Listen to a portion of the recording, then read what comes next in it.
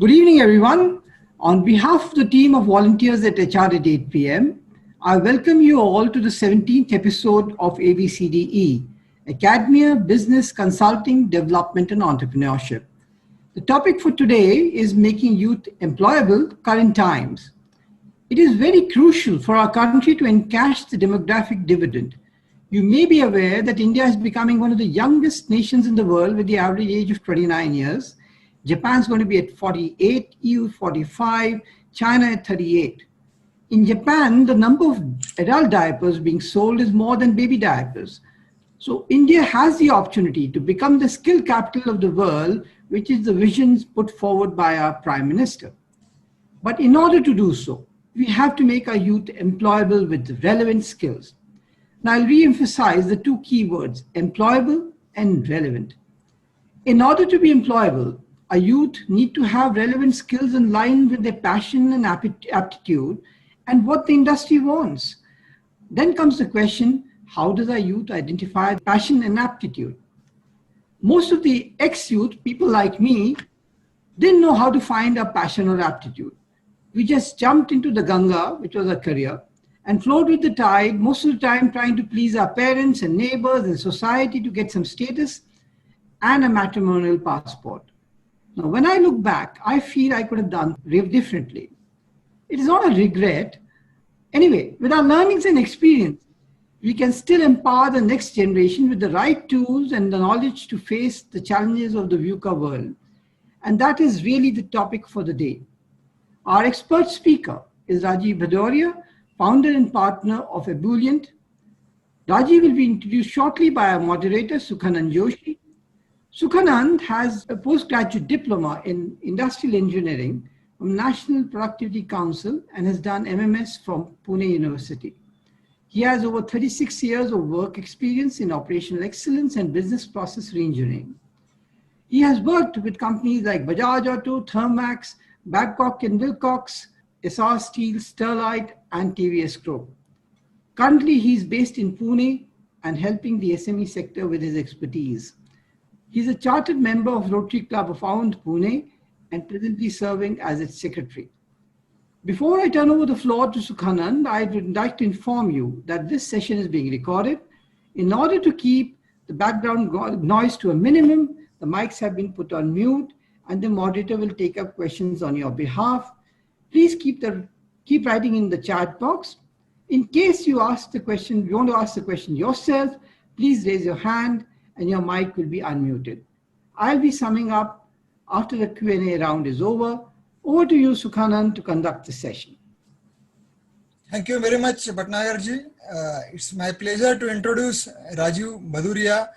He is a very, very seasoned HR professional with over 36 years of career experience with large companies like NTPC, Reliance, Anil Ambani Group, JSPL, and senior most leadership position covering HR, legal, business, and now he has switched to the consulting and entrepreneurship. Having had a year-long stint with the Mercer HR Consulting, a well-known firm, as their senior industry expert, now currently he is the founder and managing partner at Ebullient, a learning and OD outfit given to redefining learning and leadership paradigms. Besides using creative ways to coaching senior executive, especially with a futuristic perspective. As a part of mission to make the 400 million youth of India employable by 2025, he has co-founded My Transform, a world-class process-based career counseling and learning platform which uniquely connects learning to work life using artificial intelligence and machine learning support, which helps students self-explore widest possibility of available today, then be inhibited and limited by obvious few. Here is Mr. Rajeev presented to you. Thank you very much, Dr. Joshi, in fact, and Atulji for this opportunity. Of course, Friday evenings are generally not meant to discuss something as profound as enabling employability to youth.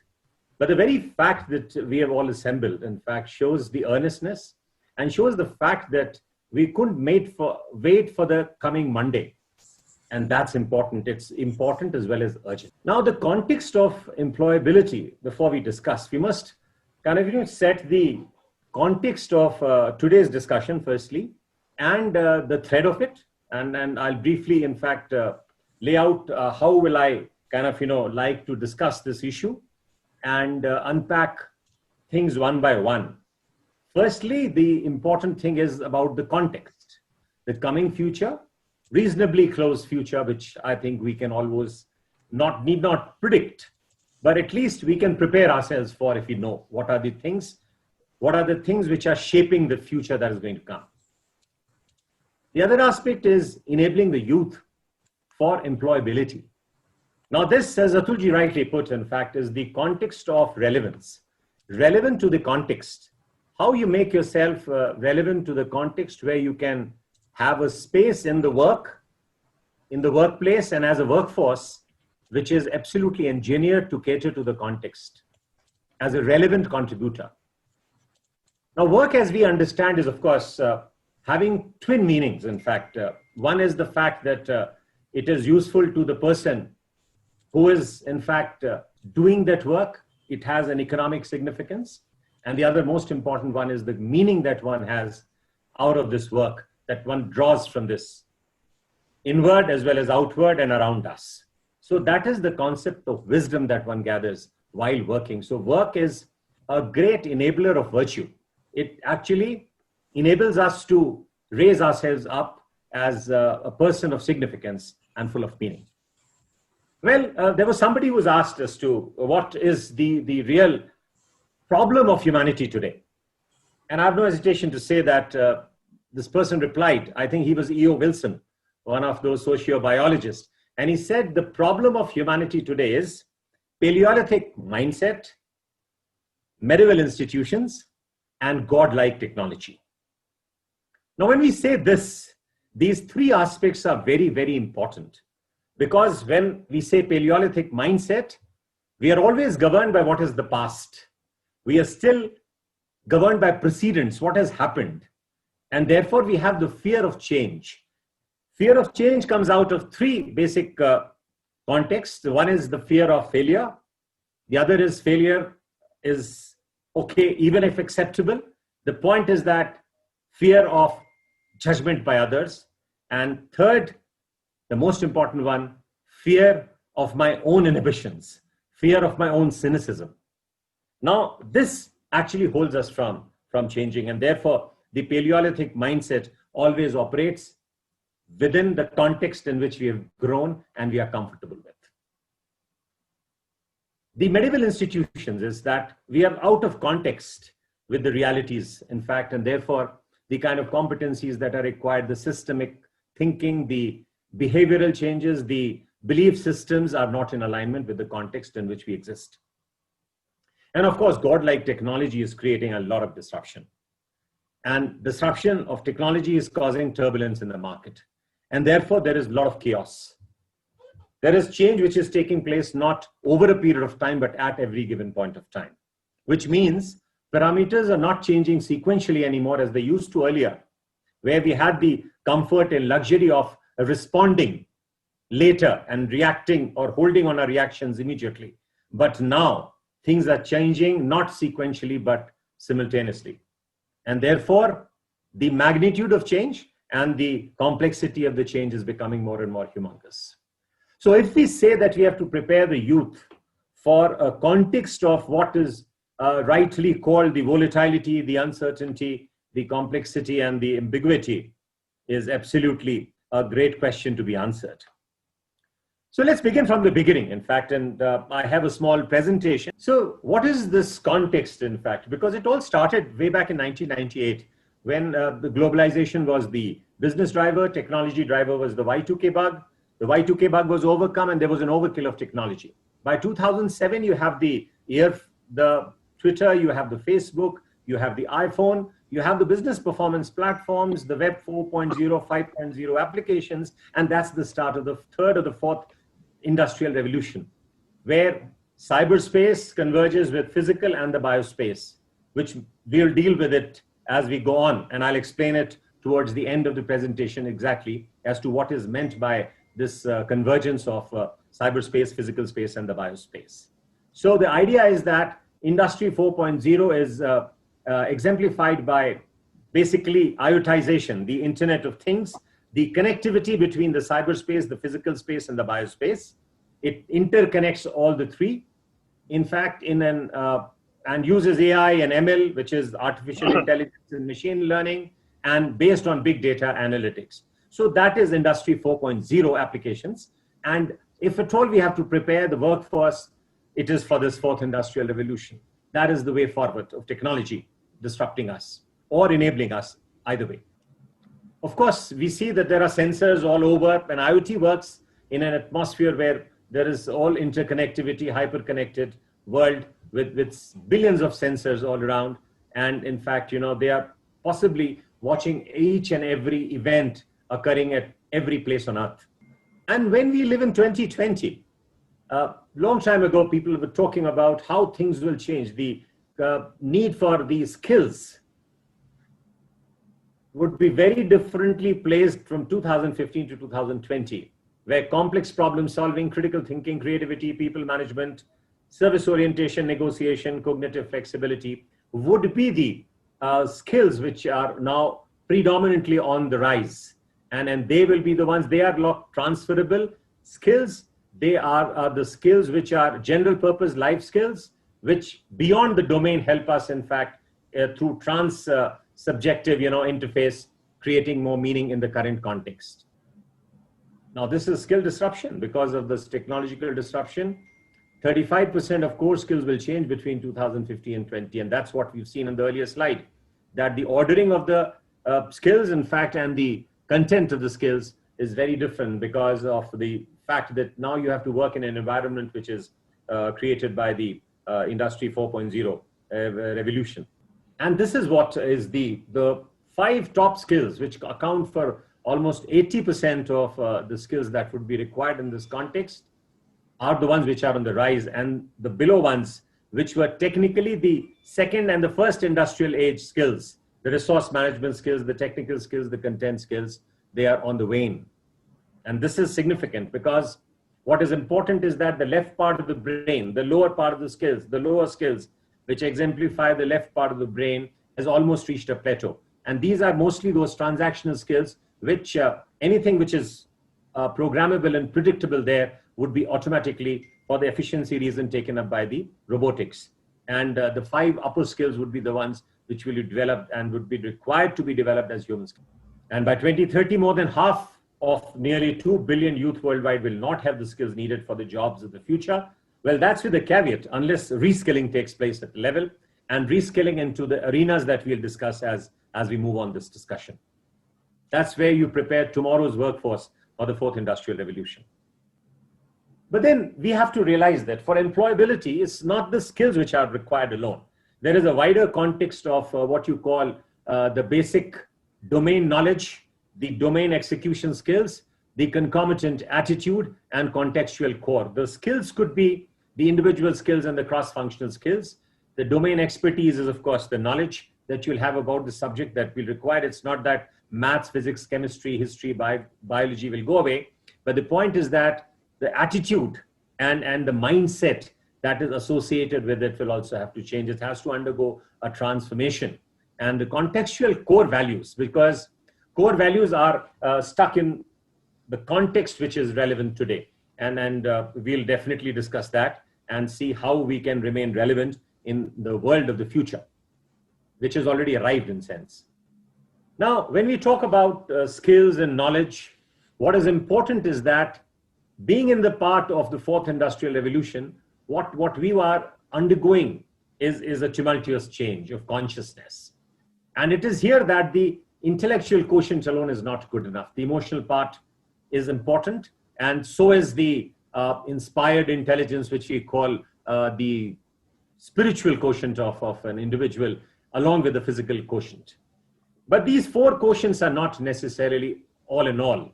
We have to go beyond these into the entrepreneurial intelligence, which gives us a disposition of risk-taking, the strategic intelligence, which actually gives us the right orientation of the mind to take a decision and balance between the now and the future, the present, quarter on quarter, and the future growth.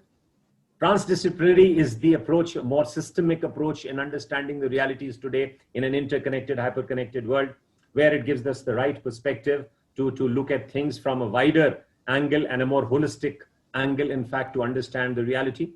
Ecosystem intelligence is very important because as we face the global warming and the climate change as a result of that, that becomes very, very important. And so is now the Socratic intelligence, because when technology has its pernicious, implications where the dark net is existing along with the bright net, and you have to be very clear about how you remain ethical and use of ethical principles in creating technology, in working upon it, conceptualizing, enunciating, and executing it.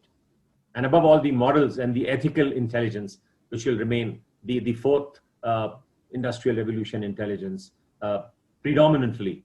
And making this whole complete would be the real essence of being a digital native and somebody who's rightfully a citizen of the coming future that has arrived. And that is something which is very obvious. I mean, there is no pun intended here. The point is that we can always see the future coming. And of course, we can't predict. And if we cannot predict something, let's not be disheartened. We can at least prepare ourselves. When just in time fails, just in case scenarios can be built over. And this is the welcoming to the Industrial 4 revolution. And here what we find is that in the first three industrial revolutions, what was the corporations were empowered. And it meant scalable efficiency, doing things right. But scalable adaptability comes with the fourth and the third industrial revolution and doing the right thing the right way. And it empowers people, especially the social aspects of the digital technology is empowering the people. And this is what is making a difference to the requirements of and the relevant criteria that will be required for the youth of tomorrow to remain relevant and employable. It blurs, as I said, the physical and the cyber digital divide, impacts the socio-economy, industry, government, and individuals, unlike the earlier ones who impacted only the corporates. Its impact on society is bigger than the industry. And that is the relevance of Industry 4.0.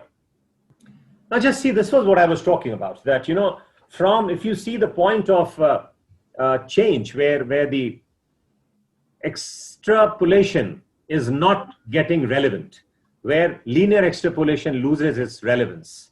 This is the 5,000 years of human history. I mean, it's not to scale, but when the steam engine came, electricity, computer, and telecom, still change was at a particular manageable rate. But with the fourth industrial revolution, with the convergence of cyber, physical, and the biospace, just see the exponential growth where change is taking place at every given point of time, not just over a period of time. So we have to therefore respond in reaction time.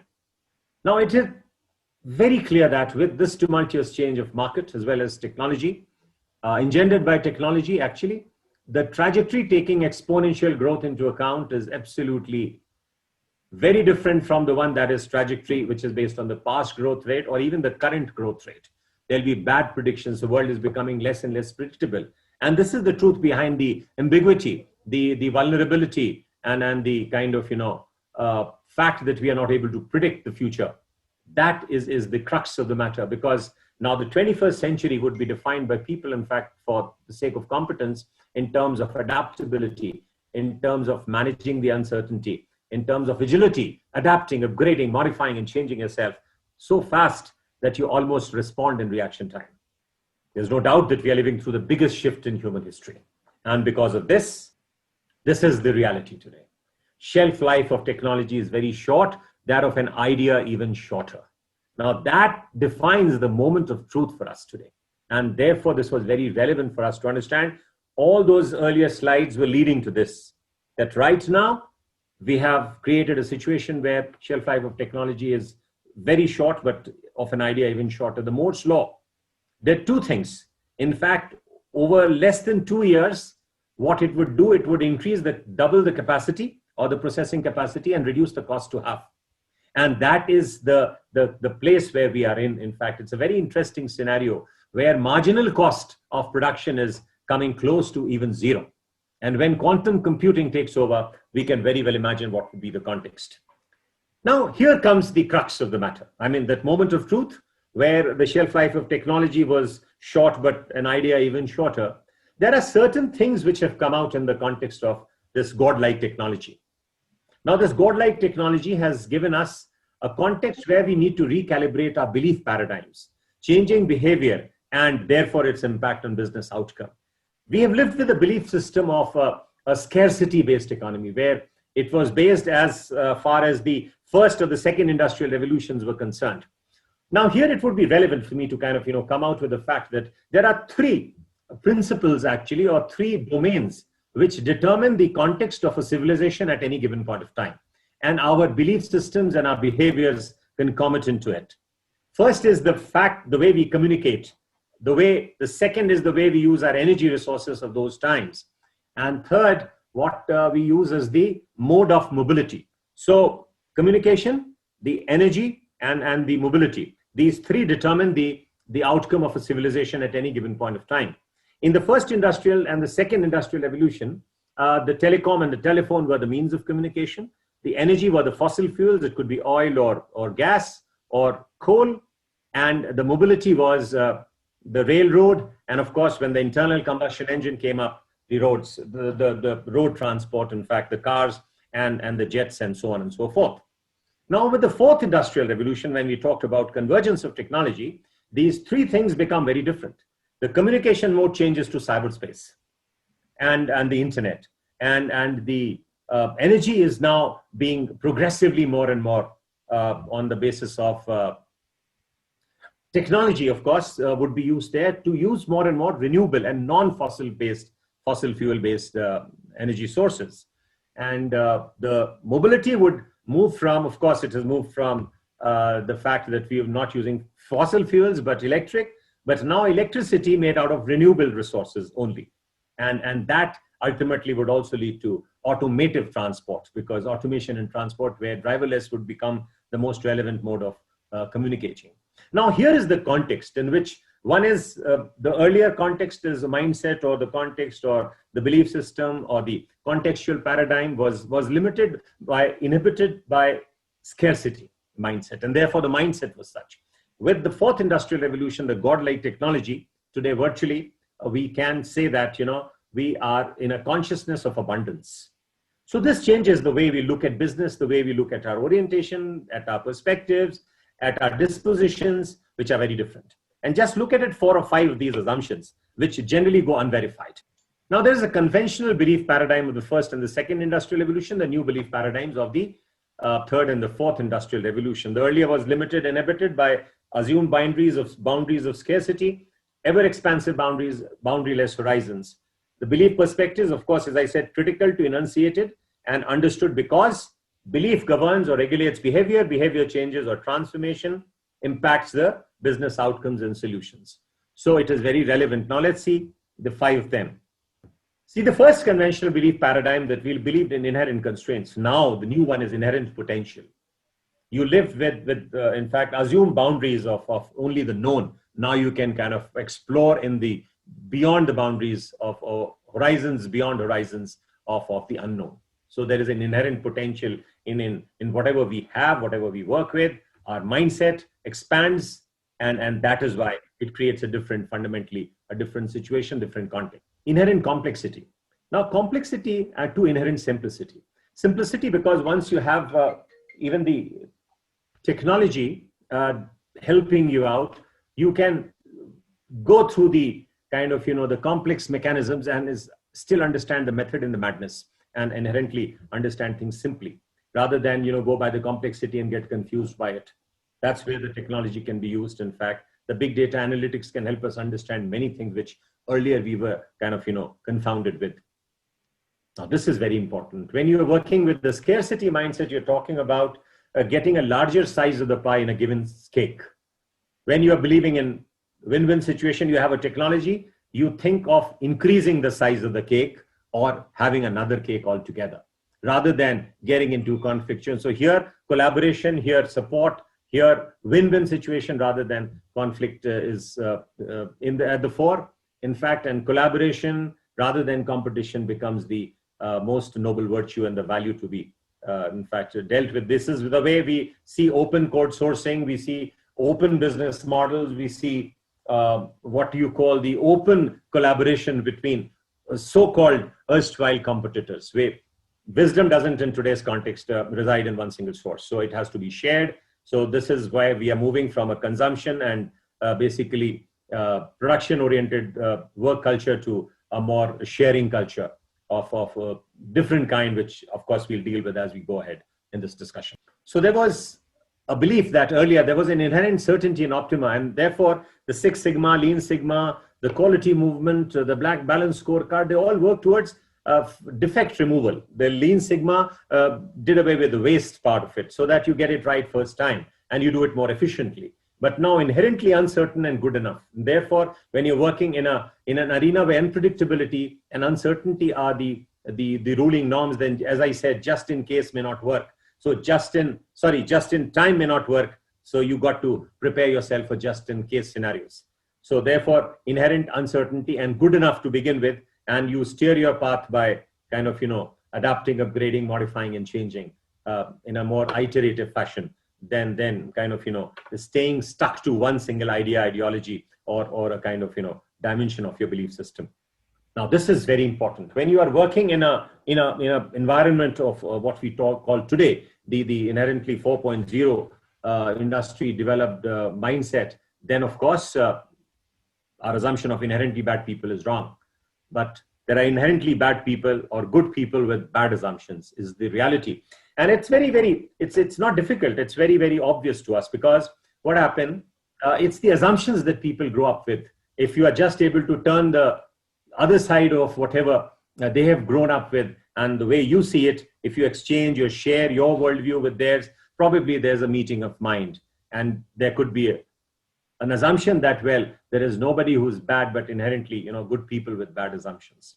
Now these values and virtues was something which are very important to be understood before we delve into how we will behave in the world of the future, which is to come, which will be the third or the fourth industrial revolution mindset as against the context of the earlier one. Because we see inherent simplicity is there, relevant. Inherent certainty is, of course, not there.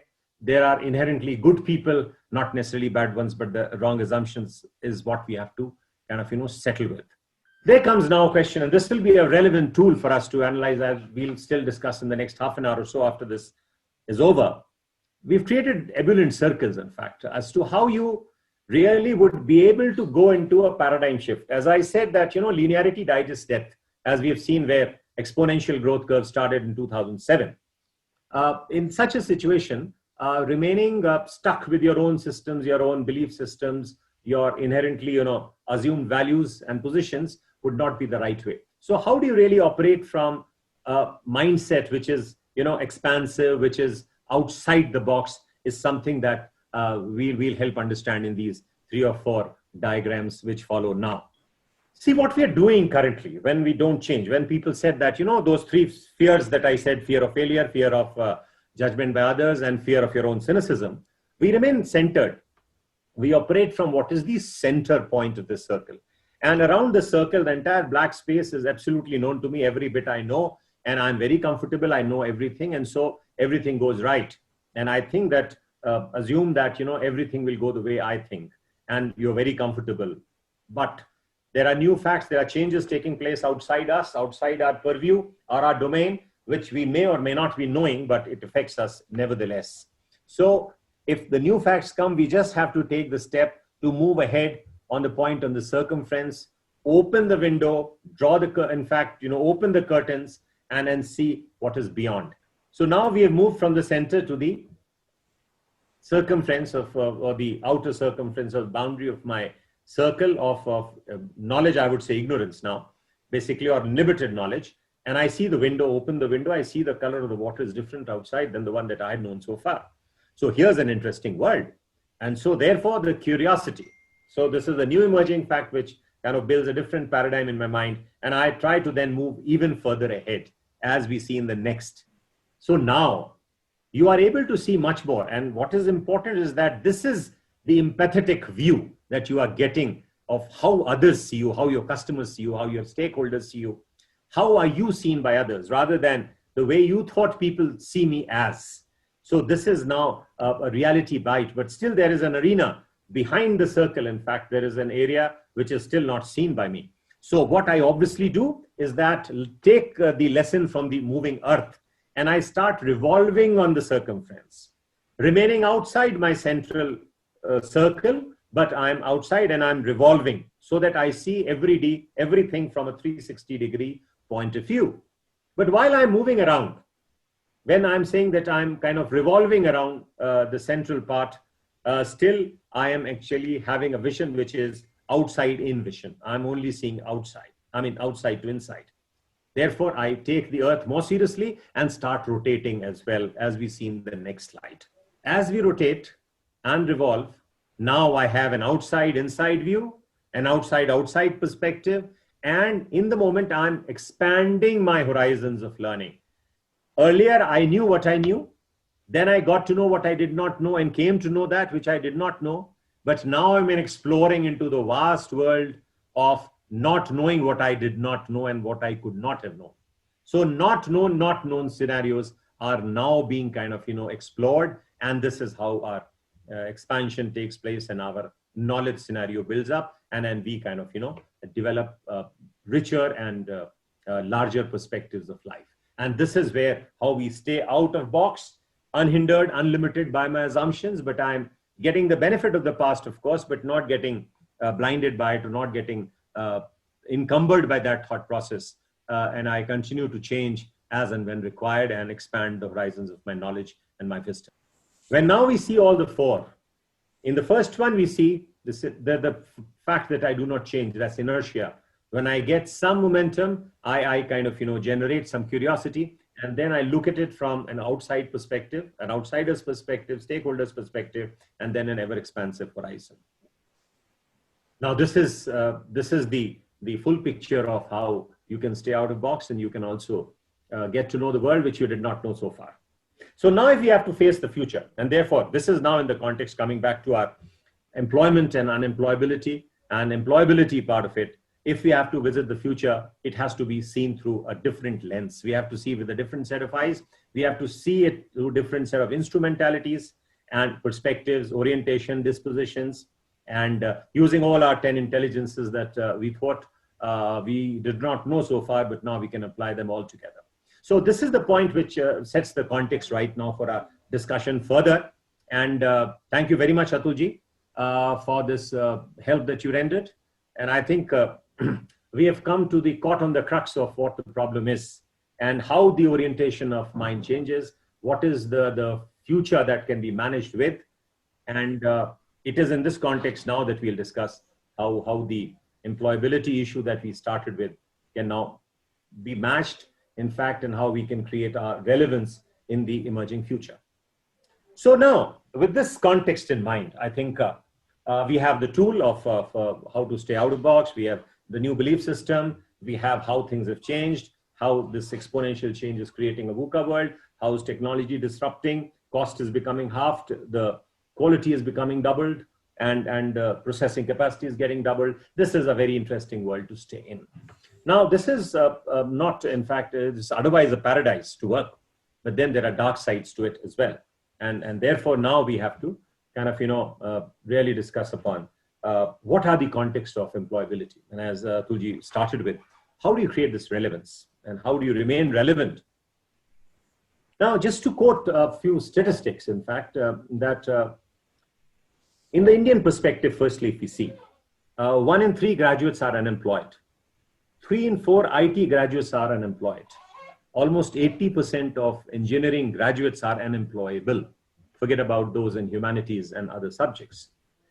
The basic cause is probably the mismatch between the learning streams they take and the opportunities that are offered or known to them, and of course, their basic inherent competence or lack of it. Now, how do you define that competence? Of course, we have seen those skills that would be relevant, in fact, and how does the competence gets enhanced without the education system, the education policy, the education curriculum, the methodology, and the societal, frictions not being removed really take place. Employers, educated, in fact, the educators and the students, as also the the government, they in fact stay in parallel universe today, as we see. So the point is that first thing that needs to be really taken to account is the fact that they need to be brought in together in an integrated manner. There is, of course, an MHRD statistics which says that 85% of students reported they are not fully equipped to career decisions. Why? There could be another, in fact, survey which shows that in 2018, only 5% of schools in India really provided educational and vocational counseling and guidance. Now, the need was, of course, the demographic Indian advantage that we need to take. The need is to connect youth to work, but learning not necessarily linked to employment being the cause is a big attrition, big point of creating a friction, and providing timely guidance or not providing it could play a major role. Now, this was the issue as far as the context of methodology is concerned.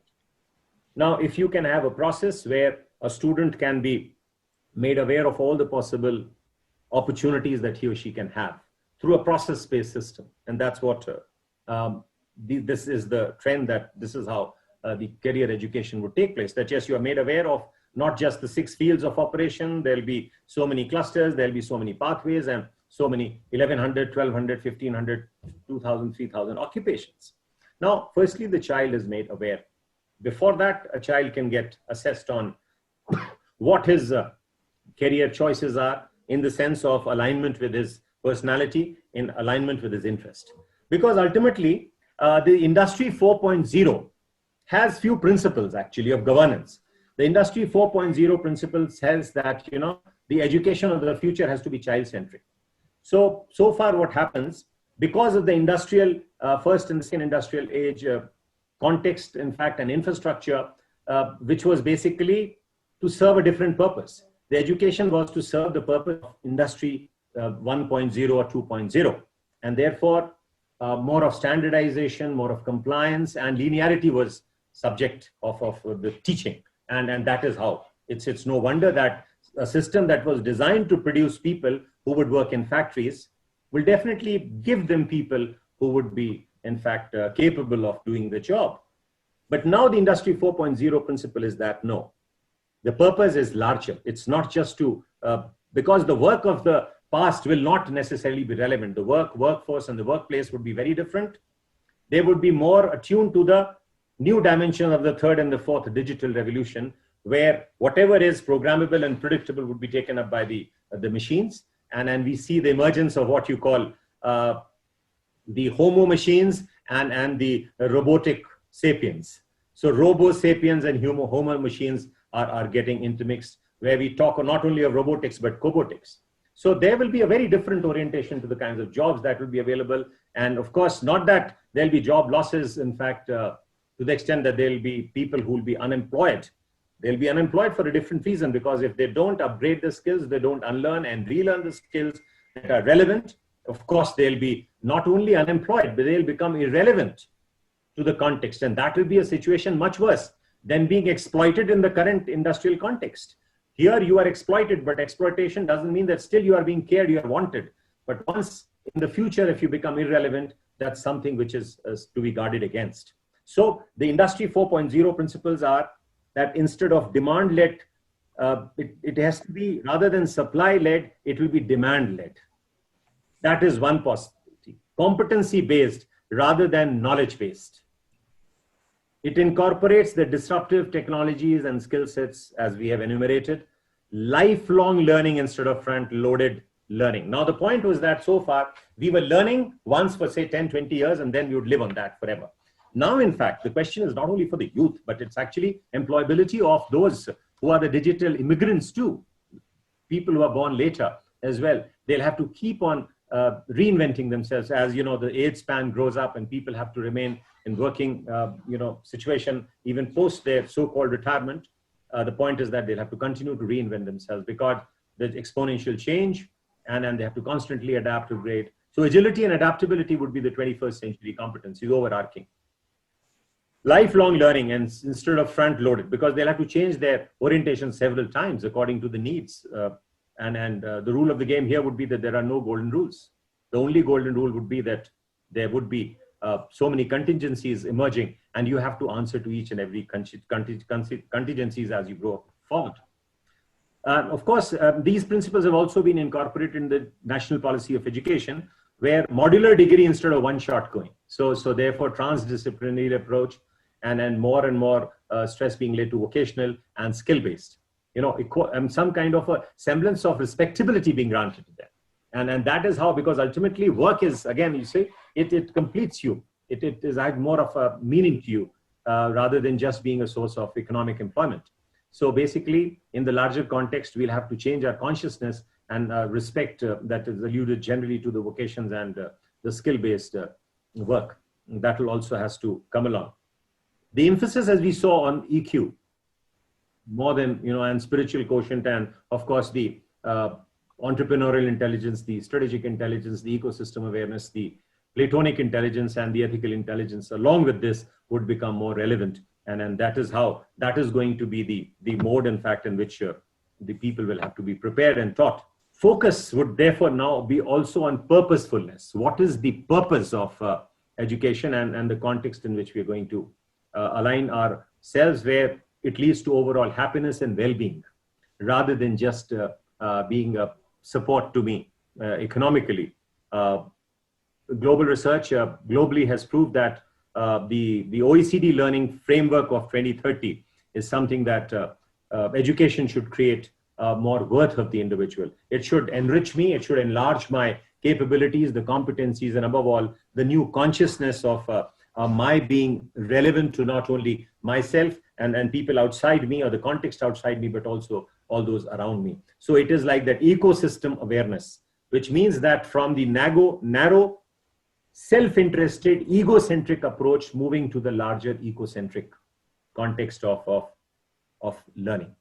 So that would then be the context in which our whole education has to revolve around, and education would then be preparing the individual, the competence. It will imparting him the skills and the emotional resilience to face the world, which will otherwise be unpredictable. And it will not be based on some kind of a false sense of equilibrium, but a constant source of disequilibrium, or at best, as I say, a moving equilibrium.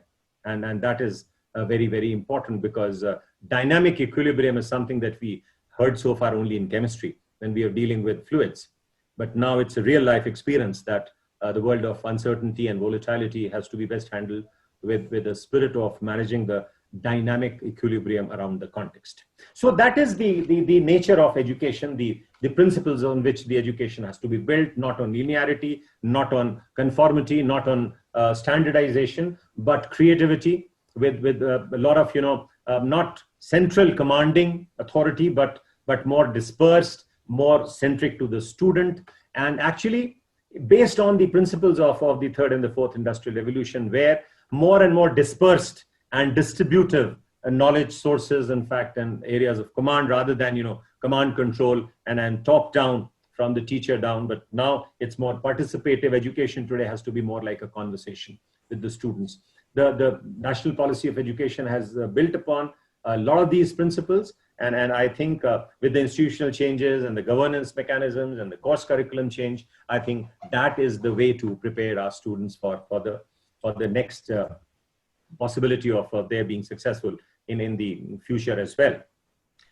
Now, when we discuss this future, it's very interesting that we have to deal with larger context, not just education alone of this, but your consciousness, as I've been telling about, has to be raised.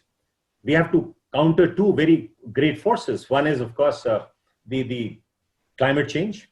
Climate change is, of course, a symptom, but the real problem is global warming. And therefore, there has to be an answer to this and understanding. So when a youth grows in the future, one has to be in alignment with those values, which are more towards what I would call sustenance of and sustainability. As somebody rightly said, that there are 7 to 8 useless things in life. When data is irrelevant unless it converted to information. Information, unless it converted into a technical know-how or a knowledge, it's useless. And technical knowledge is useless unless it's converted into a business proposition.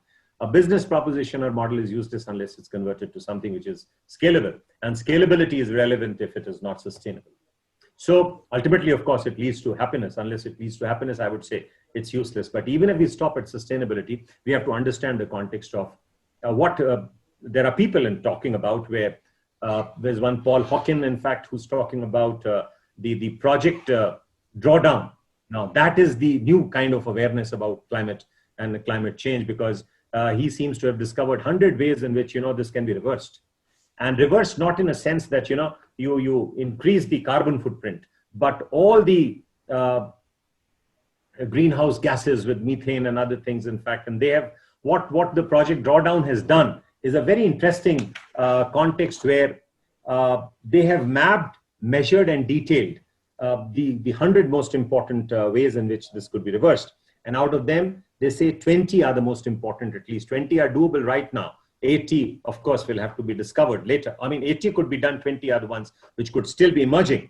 And out of them, we'll be very surprised that the 5 topmost this consciousness or awareness arenas are how we use the land use, how we manage our food and food waste, and how we produce food, in fact, in conditions that we use, in fact, and prevent wastage, how we manage our energy resources, and how we respect our women and girls, the girl education, the family planning. Those are the most important, almost to the tune of 20-21% of the problem lies there. If we are able to, we can sort it out. And of course, then the materials, awareness about renewable materials, in fact, materials which can be re-engineered, in fact, and brought in again, and through the process of course, along with the sequestration process. So you reduce, replace, and learn the principles of biosequestration. So very surprisingly, what we thought when we thought about renewable energy and climate change, that we reduce the carbon footprint, that's not alone.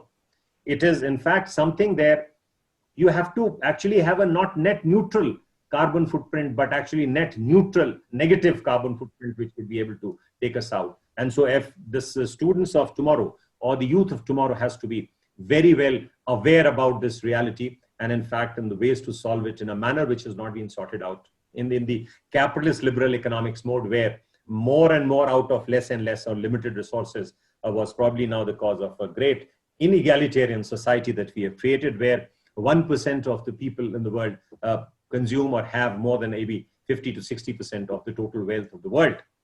Now, and of course, it has led to this kind of a situation where global warming has become a reality.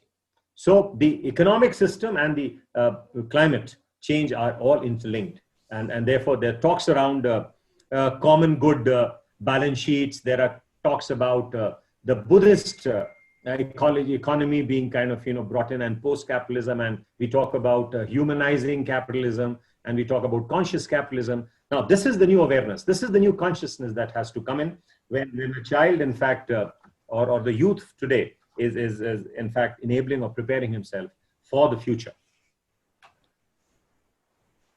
There is another very important element which we can't just leave to chance, and that's technology. So now it's all very good to say that this technology is changing and we got to respond in reaction time, and then we need to manage the things with adaptability, upgradability, modifiability, and agility. But the point is, how will it happen? It's easier to say, and therefore the whole context has to be understood. We have to refine our paradigm of thinking about technology. And as we've seen this technology, in fact, what we find, the few things that are very noticeable is that, as I said that at the start of my talk, that we are dealing with godlike technology with a Paleolithic mindset and a medieval institutional framework. We have information overload, which leads to cognitive limits of humans. We have addictive usage of technology, and this leads to what kind of social validation being the prime need, in fact, and this leads to fake news, and this fake news plays upon our confirmation bias. Just look at what's happening on the Indian media or the television, particularly the electronic media today. There's polarization, there is outrage, there is a lack of trust, and there are bots and deep fakes, and there is a talk around post-truth and truth. Now, this is a very confusing world, which the youth of tomorrow or today even has to really contend with. Now, information load is existing, but what does it lead to? It leads to shortening your attention span. It shortens our attention span. Addictive use leads to social isolation, which is very important. Mass narcissism leads to teen depression and suicide. And this become a major global cause of worry for the digital natives particularly.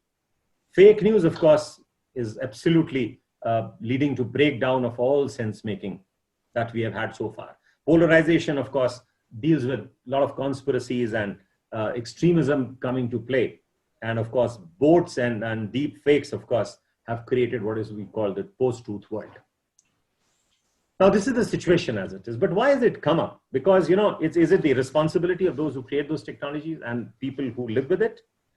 It's probably with a kind of, they have all a reasonable, reason for it. Well, how does this all happen? If you ask the people who are producing this technology, they say that, well, what can we do? And you see what the Facebook guys and the Twitters and the Snapchats and the Twitter people, in fact, are all saying that, give users what they want. We are not party to anything else, but we are giving the users what they want. We want to disrupt everything. That's the belief. Technology is neutral. So it's up to one who uses it is important. So the buyer beware. Who are we to choose?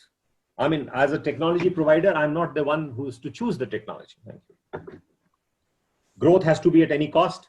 Design is there to convert a customer. You are by design just to this attention and surveillance capitalist economy.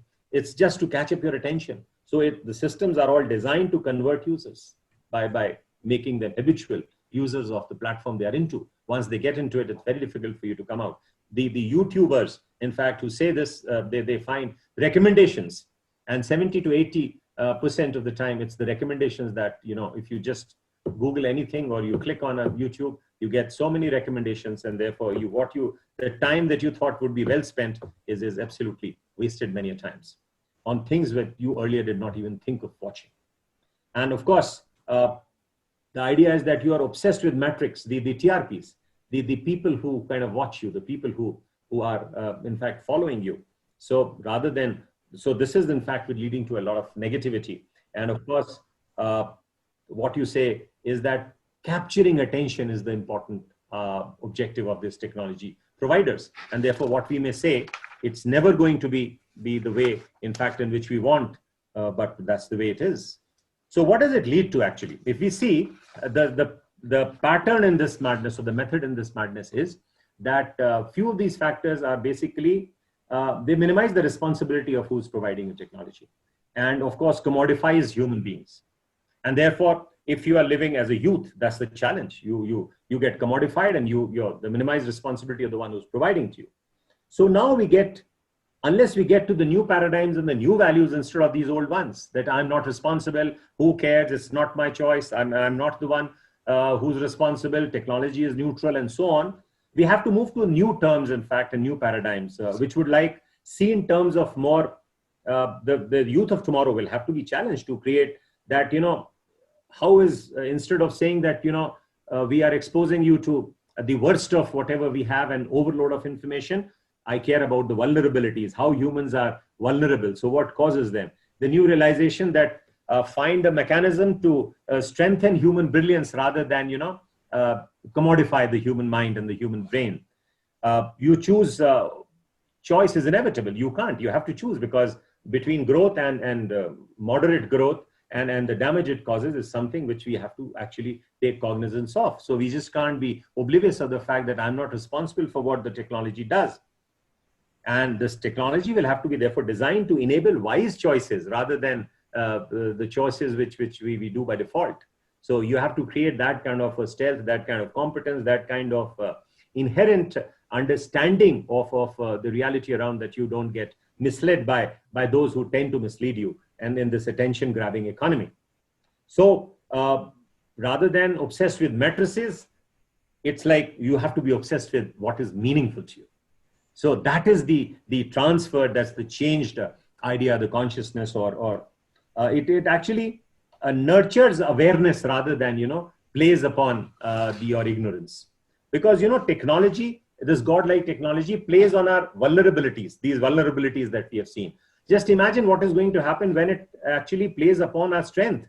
That point of singularity which people say by 2045 is going to emerge, where technology will become smarter than humans. Now that is a very different thing, and cognitive thinking would also be included to the technology and the algorithms of the future. So algorithm governance would be, of course, and may become the dominant mode of governance. So this is the future that the youth of today would be actually exposed to. So all that issues of information overload, this polarization, this post-truth mechanism, and the disorientation can be handled, provided your assumptions change and the new values. There are ways in which the technology can be humanized rather than the way the industrial revolution actually dehumanized all of us. So I would say that this godlike technology can always be used, in fact, to drive the driverless car.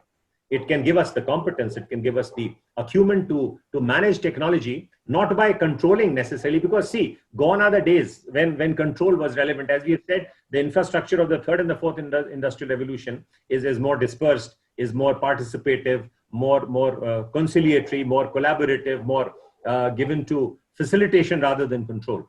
So that principle has to be understood here. And I would say that, driving the driverless car, not by controlling the steering, but by determining the destination of technology, which means that technology doesn't become a monster. So those ugly prognostications are not made, and human beings continue to kind of, maintain. Of course, not that it's going to happen so easily, because while there's a bright side of the net, there is a dark side of the net. The net neutrality issues, the control by the government and control of so many things, especially in the COVID times, when your health data is available to everybody, because you are so vulnerable. And that's the time where all of us are so willing to give all the data. But just imagine if that information is misused. So there's always a danger that when you deal with technology, there is a lot of skepticism, not just in sharing your Aadhaar details, but of course, more so your health details. So, but there is, in fact, a way that, yes, as we are growing with technology, our biggest problem is that these problems are becoming bigger than our capacity. So we have to definitely, this is the crux of the problem. If you have to keep the youth employable, you have to increase this capacity of self-governance, this capacity to know yourself, know the person around you, know the surroundings in a different consciousness frame where you understand the hyper-connected interconnectedness of the globe. So you globalize, you do things with top-class technology wherever you are, but then never lose the sense of the forest around you, not just count of the trees, but the larger forest, the big picture and the small details together. You got to travel light with no mental baggage. That's the way forward, in fact, of creating a different kind of a consciousness where we have to upgrade human beings, in fact, despite this godlike technology, and where we create different kinds of consciousness, which I would call, as somebody was telling the other day, that from geostrategic consciousness of the past, of the first and the second industrial revolution, to the biospheric consciousness, which means this whole project drawdown, this whole understanding of humanizing technology, of managing the course curriculum with a lot of transdisciplinary content, which makes creative use of time that we spend in school. And of course, COVID has proved that schools are not just places. Learning can take place even elsewhere. So that is a big move, in fact, and we see that a lot of online courses and MOOCs available now. I think there will be a lot of democratization of society, democratization of education, democratization of technology, and democratization of the understanding of knowledge. And the whole association of the consciousness of living in the post-capitalist economic world, where common good, where individual profit cannot be at the expense of the common good or the larger interest of the stakeholders, from shareholders to larger multi-stakeholder mode of economic situation and dispensation. There is a long way to go, in fact, and it may not be necessarily possible to kind of squeeze it all into 1 hour discussion. But I think what my attempt was to kind of open up more relevant questions than answer them, basically, because that's what this whole technology around innovation and design thinking is based out, that you deliver not what is right and wrong, but there is always a better way to find out. And through iteration, we can kind of create what is right, relevant, and more sound, and something that will hold us in good stead. And that is how we plan the future that has arrived, in fact. And I would like to kind of just end this whole talk with kind of summing up of what I feel is very relevant for us to understand and take home the context of how will we change? What is it that we need to kind of, transform ourselves into? And in our thinking, in our saying, in our doing. Well, as far as thinking is concerned, we have to therefore move from the egocentric approaches to larger ecocentric approach, from the scarcity mindset to what is called the abundance mindset, from systematic outlook to more systemic outlook. Systematic was a managerial competence. Systemic is a leadership context, the biospheric consciousness, the larger consciousness, the industrial age, trivia, rather than moving on to the knowledge age wisdom, which is like today, which I call, it's a technological disruptive age, but it's also the best part of it is it's also a human age. So we can humanize more and more things, in fact, and conventional economics to new age economics, from inherent constraints, as we saw, to inherent possibilities and potential, from program thinking to a perspective. Now, that is important rather than be inhibited or limited in a program thinking process. People inherently bad to people inherently good. Now, that was very relevant because with people are inherently good, but with bad assumptions. And ultimately, rather than being uncomfortable with ambiguity, get to be more comfortable with ambiguity and deal with it rather than run away from it. As far as speaking is concerned, now this was about your thinking. Now speaking, for the youth would be transformed into from I and my to we, us and all. Language of control and command to language of facilitation. That's the larger dispersed, in the dispersed environment, democratized environment. From telling to active listening, because you got to be very actively listening to what's happening around, and then listen to something, silent knock of opportunity. You listen to that voice of silence. Now that is the new consciousness frame which we have to actually keep ourselves alive with, and the using rather than the language of blame to being in fact accommodative of others, and moving from excessive competition of larger size of the pie of the cake, but increasing the size of the cake so that everybody else has. And as far as doing is concerned, that's most important. From judgment to basically accommodation, empathy. Now, empathy is the cornerstone of what is going to happen. We as humans have lost that bit. In fact, it could be because of the influences of overdose of technology and things like that, and attention economy. But being exclusively and self-disposed to being inclusive and empathetic. That is the virtue. And excessively passionate, as I said, I'll end, dispassionately passionate, and being secretive, non-accessible to being open and accessible. That's the beauty of the future that has arrived. And that's the open new age technology, where with open code sourcing, with openness, and rather than the limited inhibitedness of the scarcity to abundance mindset. So moving from the geostrategic to the biospheric consciousness would, I think, be the ultimate key to opening the avenues of employability to the youth of the future. Thank you. So thank you very much, Rajevji, for a very nice and lucid talk, which has brought in a lot of hope in terms of the shifting from the individualist work to the teamwork.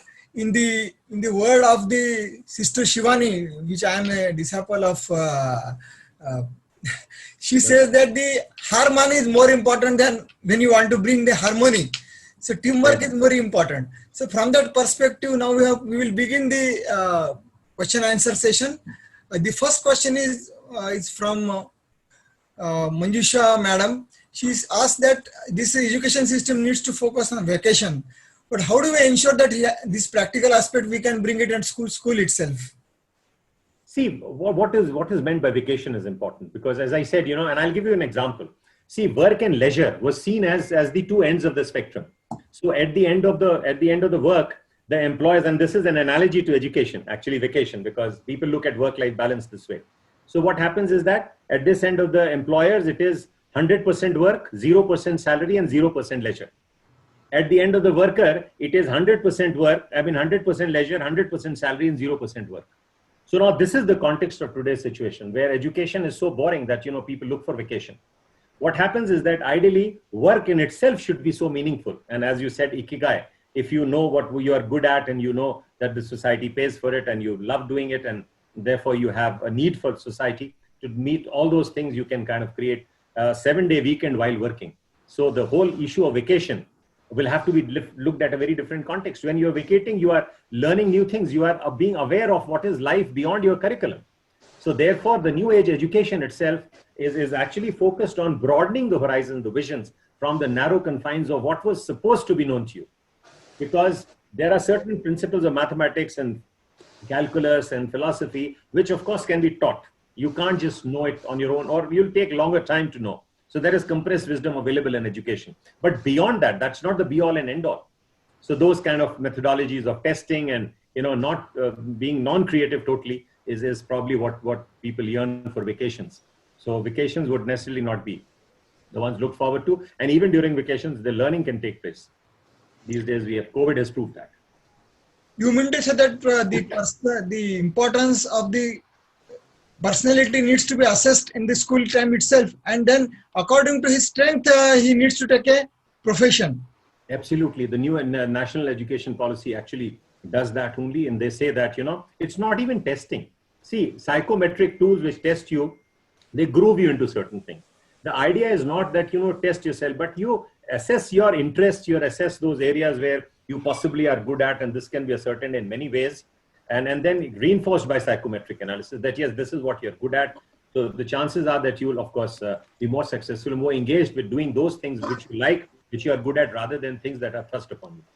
So I think that will be a very good beginning, that from the very beginning you are aligned to, because this mismatch, as I said, between the learning choices and work.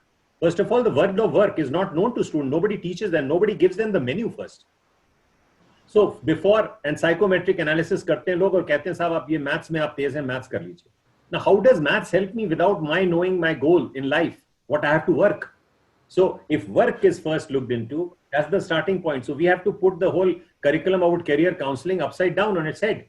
That, first let the child determine his or her goal, and then talk about the curriculum or the major that he or she chooses. Correct. Mr. Pankaj Agarwal has a question. Mr. Pankaj, can you unmute yourself and ask the question on leadership? Yeah. So, Rajeev ji, you really touched upon a lot of parts of education beautifully, and I was just listening, on empathy or on systemic approach and etc. What I always see, when you join an organization, they start talking about the leadership. But at education level, when we were there, kids, or right now also I see that there is very less focus on building trying to find out the leaders or giving some lessons like, you said empathy, which is now almost negligible. People do talk just cut to cut and try to get their, work done, even in the large organization where, I'm currently working with HDFC Bank. So why is it that at education level, this kind of, if someone could bring in a small maybe module for the leadership, I believe that will help really good. I see my kids on, one of my, my son is in engineering and my daughter is at 8th standard, and I quite regularly see what are they being taught in the online, but I never see that they are being taught that how to become a good leader, or what is you doing, or anybody doing any kind of giving them any test that to find out अच्छा ये अच्छा leader है, इसको थोड़ा different तरीके से groom करते हैं. So how do you think that will change? I get your point. Very, very, very, first of all, a wonderful question actually, because it actually touches the core of the issue. The point is that, but I think kind of, let's look at it a little differently. The context of today is democratization of decision making, democratization of society. So leadership also has to be viewed differently. Leadership, therefore, now would be not one-upmanship, that I'm better than you and I outshine others. But leadership is growing the best within you, in fact, and kind of conforming to those values which we thought were only the alignments with these new values, this drawdown, this technology alignment, this, relevance of the course curriculum, having those 10 intelligences together.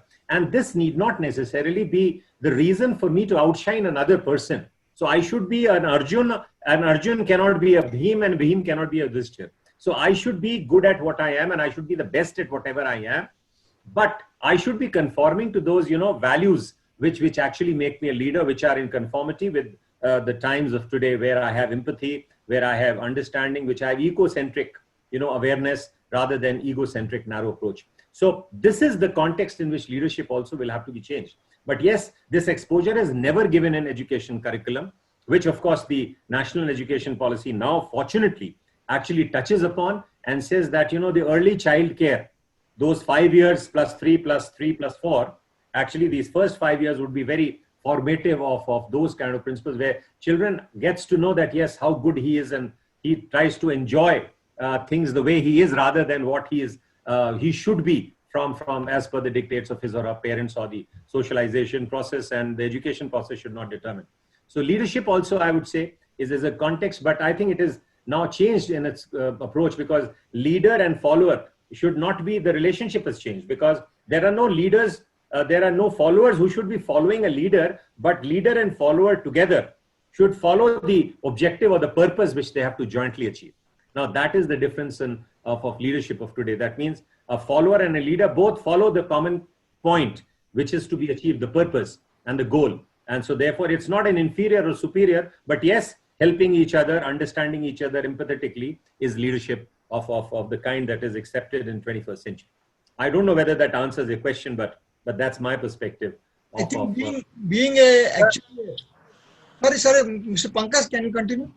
Yeah, surely. I think Rajeev ji, you have beautifully said, and as I said, I think it is we who have to. I mean, I was recently part of IIM Jammu, where I was a guide for one of the students. So I raised this topic. I said, when these children come at our place, we start talking about the leadership.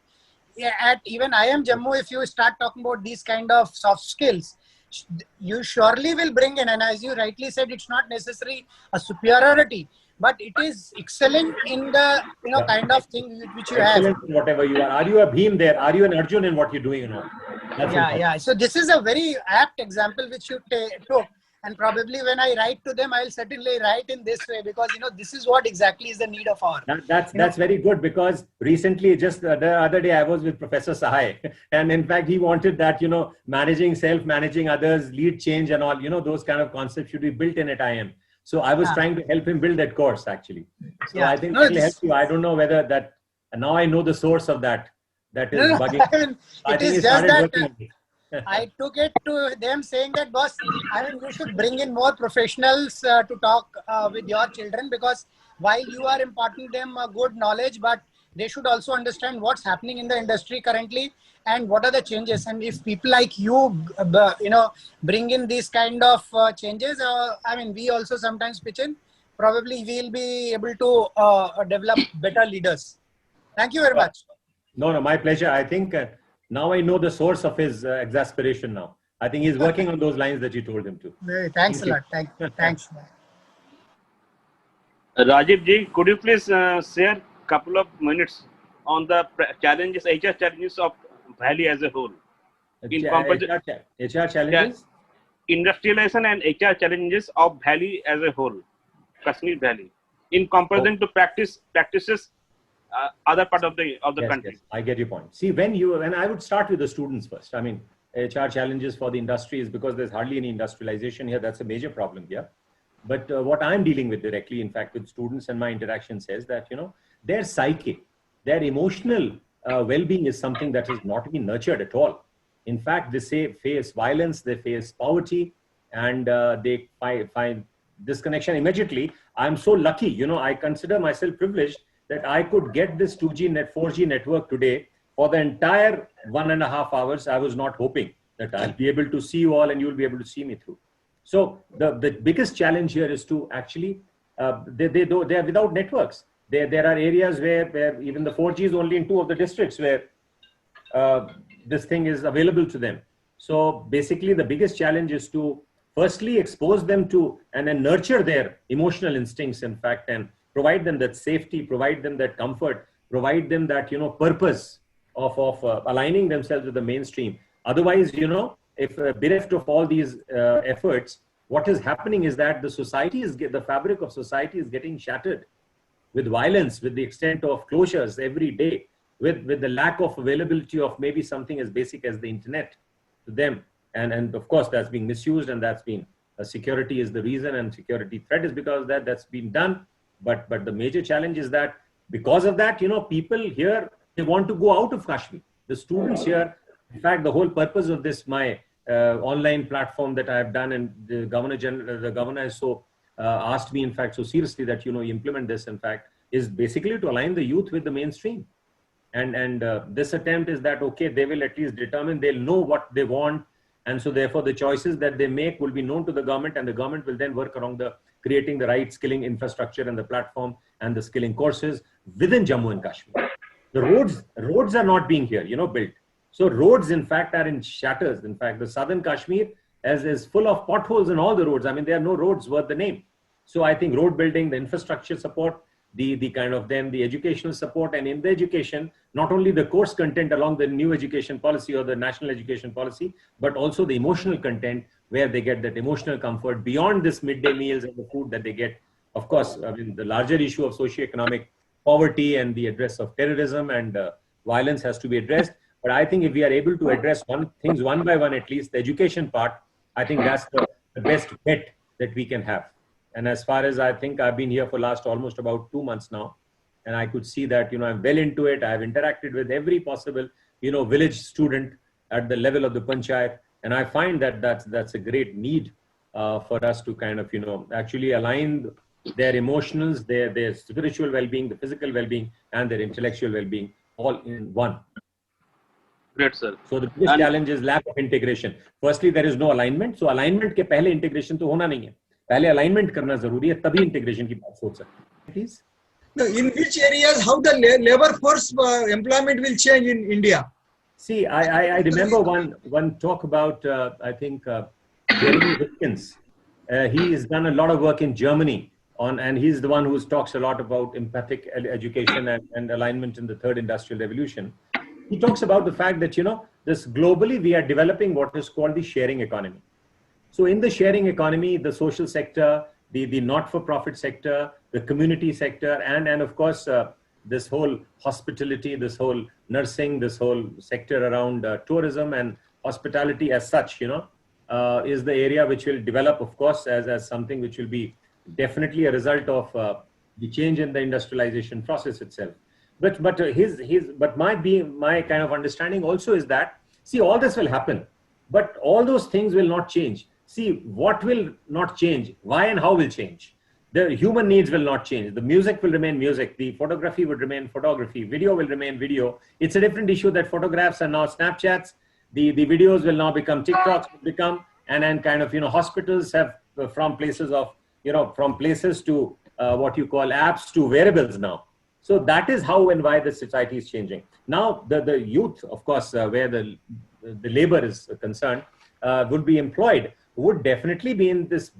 There'll be a process before the change takes place, ultimately, to whatever people are kind of, prophesizing on. The point is that well before that takes place, there would be at least 1 or 2 generations who will be involved in the transition to building this infrastructure for the new age technology or the new age industry. When it all goes, roboticized by 2040 or say 2045, when they talk about the singularity point. The point is that this transition will generate a lot of employment.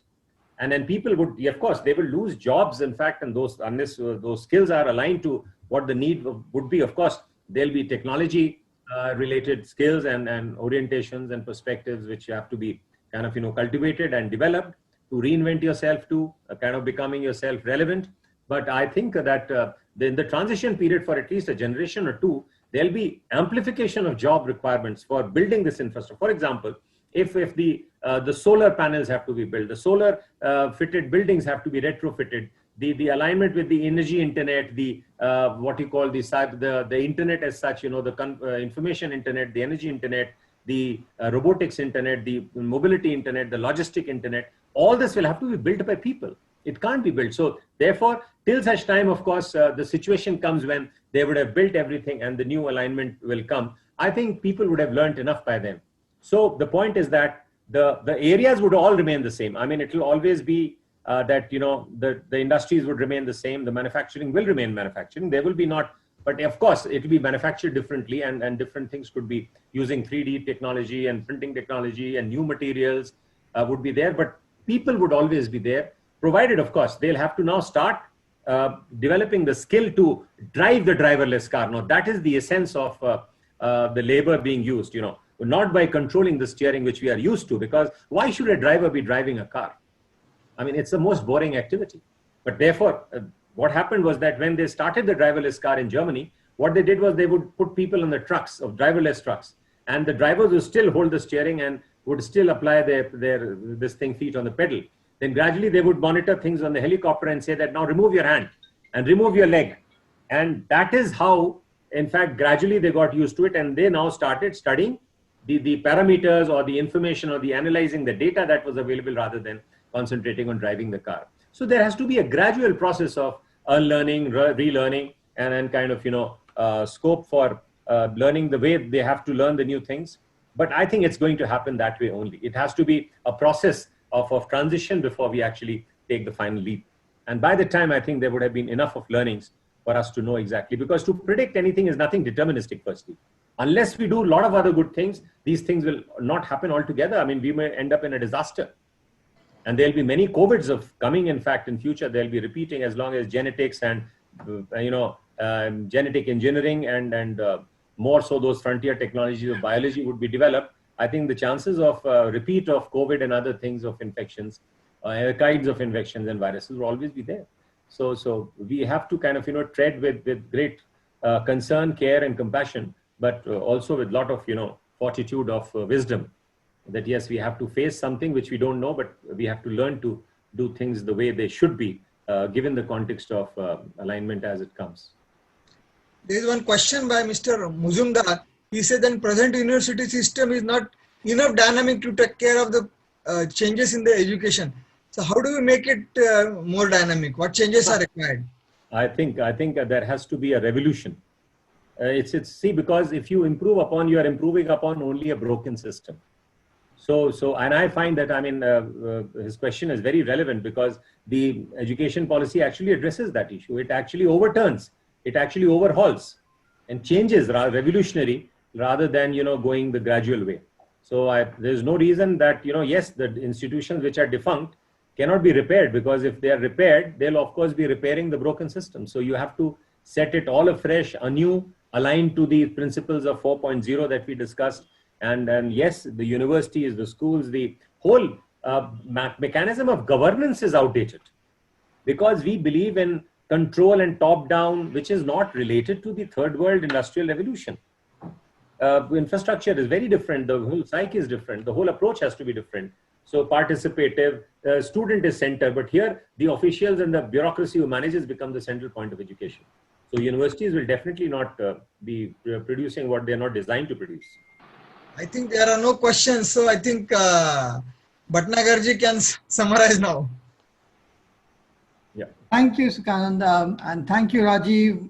What a brilliant presentation. A lot of slides with a lot of color and lots of things to think about.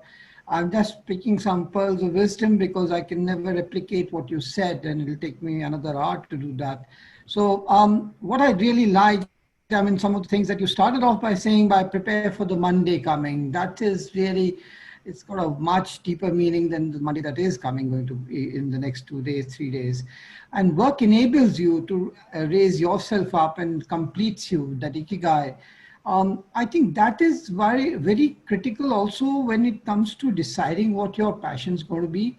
And if I were to compare the Indian situation of a child versus the, let's say, in the US or UK, I mean, India has got the support structure of the entire family. So you are never really kicked out of your house. Abroad, at the age of 18, you're supposed to be having your own apartment and start earning yourself. I mean, you pay for your college fees, yeah, if you have to go there, or you have to pay for yourself. Despite that, we are not able to inculcate in our kids the skilling part of it. That, you need to be skilled in a certain shape or form. Or if the child says, I mean, abroad, if the child says, I want to become a fireman, it's a very respected field. It is one of the better ones where you can retire by 40 and you can have income for the rest of your life. In India, if you say fireman, the parents will go into depression. And they'll say, well, who's going to marry you? And, put all kinds of emotional stuff onto the child.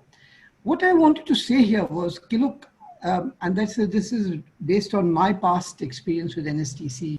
Skilling requires respect. And that respect can come from people like who are hearing this talk and who are addressing in future. We are not respecting the skill certificate. We are still going on to graduation and BSc and BCom and B something, BM or M something, MBA, etc. And as HR people, I think that is the single biggest mindset you have to change. Say, for example, I'll give you an example here. There's a person who represented India in the gems and jewelry contest at the international stage. There's an international Olympiad that happens of skills every 2 years. Now, this person was 5th pass. He won a silver medal on his making his gems and jewelry. He earns 2 lakh rupees a month. Now, would you kind of, if you were to employ him, would you ask him, why haven't you completed his education? The guy is so good. He can deliver through his hands. And he delivers such quality that you'll be astounded. And he's earning the amount of money that any other MBA will make it after 10 years. The fact of the matter is, his skill has to be respected.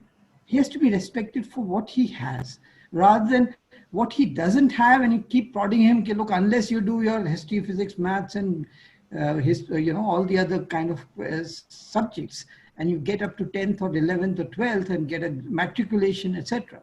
Why do you find people hanging out of windows? You know, that famous photograph that came in from Bihar, where people were trying to make others cheat and they were hanging out of windows. Why? Because they need a matriculation certificate. They need an intermediate certificate. Doesn't matter if they can spell any word right, but they needed the certificate. And that particular, because that's where, if you have to apply for a job, everybody say, are you 10th pass? If you're not matriculation, how can I give you a job? So it finally boils down to the HR community first accepting it. Look, skills is what matters. Second, they have to then change policies within the organization where skilling is respected. Manufacturing requires skilling, which is a very high degree. I mean, there are machines and there are people who run those machines, and the people who work on using the machines to create some very precision kind of stuff. Now, in manufacturing, and I'm now going to the white collar job. I mean, I can give you a very practical example. I was in, we had gone for our 25th year reunion to IIM Calcutta. And the entire batch was there. I mean, there's some 70, 80 people, very seniorly placed, and the people from ACC, MD, etc. And we were talking to the dean, and we asked him, look, show us the placement for the last 10 years. And in the last 10 years, there was not a single placement in production management. IIM Calcutta has 90% engineers, and 90% of those 90% are from IITs. Yep. They come with a engineering background. They have worked on the shop floor.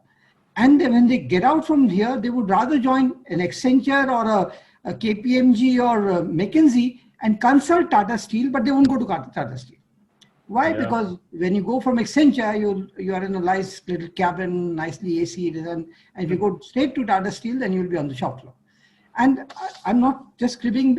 I'm party to that myself. I mean, I was in Tata Motors and went to IIM Calcutta, and from there I started jumping to another organization, because somewhere manufacturing again does not get the respect, and maybe part of the caste system, maybe part of whatever it is. But again, that revolution has to take place. Why is manufacturing lagging? Is because of this. I mean, imagine, and we used to make a statement for our own success. The day I find in matrimonial columns, a father-in-law, prospective father-in-law saying, I want a son-in-law who's a welder who earns 45,000 rupees a month, that day we would have succeeded on manufacturing. Abroad you have these make my home, and there are these plumbers who work with overalls and tools sticking out, and they're charging some $80 per hour and all. We don't say anything to them. We don't, but we never use that to aspire our own children or our neighbors or the youth. That is the definition. That is the kind of deficiency we are. Pardon me for just interrupting here. What happens is that, the level of welding and all, the proficiencies that is now being asked in the industry 4.0, things are of a very high order and magnitude. I think now that respect is going to come, because, they'll not only get, because the kind of skills which are level 5 skills in welding, so welding in itself becomes an art rather than a science. So the point is that I think that is where things are going to converge, and where the concept of degree or your skill would be more important than the kind of degree that you hold. That is where the match is going to come at. The designations with which people are given also, and again, I'm going back to the Tata Motors thing. After the 5th grade, when you start off as a graduate training engineer, your next designation is like a foreman. Now, a foreman, I mean, it just pinches you. It just pinches you. Whereas if you go to Citibank, you become an assistant vice president. Now, what is wrong? Who's decided the designations? I'm saying that's where the change has to happen first. You have to give, as you said, work enables you and it makes you, completes you. So you should be proud of what you're doing. The moment you say foreman, uska to self-esteem wahin pe no, he might be getting more than what he started off with. He may get a good salary, but that is not the way. No, you're right. So I think that's where I'm kind of giving it to the HR community as a task that you have to make that change first for the people around. And when they come in, obviously there will be now, in fact, now you'll have to manage robots rather than people. That will become a skill. I mean, that is a skill that how do you manage robots? How do you divide work between robots and people itself? And that itself is going to be a very big thing. So I'm just saying, look, skill development from my point of view, having been in it, that is the single biggest thing, that skilling is not getting the respect that education has. We talk of skill, but we measure education. It should be the other way around. Very true. We should measure skill. Person is educated, great. If not, taking him in and ask him to look, you want to get educated in 5, 6 other things, there are online courses.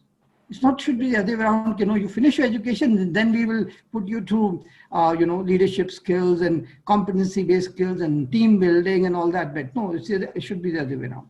So that is what I'm talking about, the vocational skills bit. And you did talk about the Paleolithic mindset and the medieval institution and the godlike technology.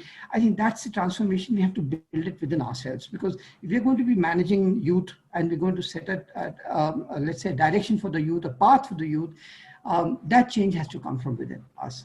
And because this is an HR community, a very majority of the people are going to be from HR, this is the thing that I'd like to leave as a thought. And obviously, when we compile this particular session, your presentation will be very, very visible, and your thought process will be nicely heard by people. I just wanted to add that bit on what my particular experience has been with some 32 years of work experience, and with skill development. I've got a passion for skill development. And the other reason that we have to do skill is, if we do not change, very frankly, if we do not change, what will happen? We'll miss this demographic dividend might become a demographic debacle because people are not going to get jobs. The current problem that we are facing, the media, whether it is all the kind of unrest that is happening in various places and all the crime that's being committed or the drugs being used, etc., is because people's minds are empty. Empty minds is a devil's workshop, basically. And if a skilled mind, even if there's no job, the Indians are so good in jugaad, the jugaad plus skills will actually lead to innovation. It is only the skills that are stopping a person from making jugaad to scalable jugaad, scalable kind of stuff. If he has a skill, he will take some of the jugaad pictures that come out in the media are mind-boggling. How did somebody think of doing something like this? That kind of stuff. Yep. But absolutely. Can he scale it up? Can he make it a product? Can he make it a service? Can he kind of make villages in India use that same technology? That is what we're trying to do. So I think that's where skill development is so essential, that if we do not do, then it's like pollution. Pollution is in Delhi is now on our heads. When the clouds become gray and you can't see the sun, that's when you start running around doing odd day and even day and hide inside the house and go at various times, etc. Same thing with skill development. If we do not get this right in the next 5 years, there will be social unrest more than anything else. So that is, every one of us has to be very conscious of it. And you're all sharing that with you. You're sharing your concern, in fact, and the challenge that you've thrown. That's very relevant and very timely. And well, last but not the least, thank you for a very enlightening presentation. And Rajeev, you, of course, you've spoken so well, and from a 2G kind of a place. I was just lucky. I think it's all the wishes of you guys that, I was very apprehensive that it will last the entire course of 2 hours now almost. And I thought that, but touch wood, I think it's the urge and the earnestness with which we do that. Yeah. It was urgent that we have to do it on Friday and we can't wait for Monday. So the urgency and importance both combine together. So conspire together. I would like to give a word of thanks to Mr. Rajeev Bhadauria ji. It is indeed an honor and pleasure to have you here. Thank you so much, because I just got to know that you are also connected to one of the CHROs in Mumbai, and that was amazing to, when I informed him that I'll be a part of the forum today. I definitely be a part of the forum almost every Fridays, and you have definitely enlightened the show today. So on behalf of the complete NHRD forum, I really would like to sincerely thank you for sharing all your wonderful views on the VUCA world today. Cobotic, something very, something which got me struck. That was amazing concept that you spoke about, the sustainability part and the flow that you went on with that flow. That was really, really amazing to just, keep on listening to you, and it just went for hours, and we can, actually sit and we can just go on listen to you. So how to make today's youth empowered and sustainable in the new normalcy that you spoke about, that was fab. So thanks once again. I'm sure when we go back to our new normal at our workplaces, especially, with Jaldi live stream, where I've just recently been a part of them as an HR head, which is a Make in India app by Mr. Raj Kundra and Shilpa Shetty. So I'm heading the HR with them. So definitely I'm going to use all whatever you have, shared your values and experiences, which really means a lot. I'm sure that I will be adapting this with the complete team, which will later be, used with the complete app in India. Thank you so much for being a part of this special forum and sharing all your intellectual views. It really means a lot to us. Thank you once again. I'm absolutely a grassroots person. I go to villages and do things. In fact, I started my career in one of the villages in Talcher, and I'm still now back to village, in fact. And actually, there's a back to village scheme of J&K government, which I am now a part of. So it's going to the villages and settling things right. Like Atulji, I'm also passionate for the skills of the people and the vocational skills and guidance that I'm part of now. In fact, officially, thankfully, it's been a cosmic conspiracy that I'm not part of this. I get this opportunity here in the remotest village of J&K and Uttaranchal and Uttarakhand, that I'm being able to do this. So thank you very much. It was my pleasure talking to all of you. In fact, and such a luminary, in fact, all of the world. And of course, the HR fraternity. It's great, in fact, talking to everybody. Thank you so much, Intrada. So to introduce such a platform where, we are connected all at just one place, one forum in Mumbai, Srinagar, Kolkata, all like, we feel like one India at 8 p.m. on Fridays. So amazing thing, amazing. Indranil, I think it's kept on Friday as good in profundity of Friday evenings, not just putting it away. Thank you, sir, for making it happen, sir. Thank you. Thank you very much. That was really nice meeting you all. Thank you so much. Thank you so much. Thank you very much. Have a nice weekend. Let's aim for the Monday now.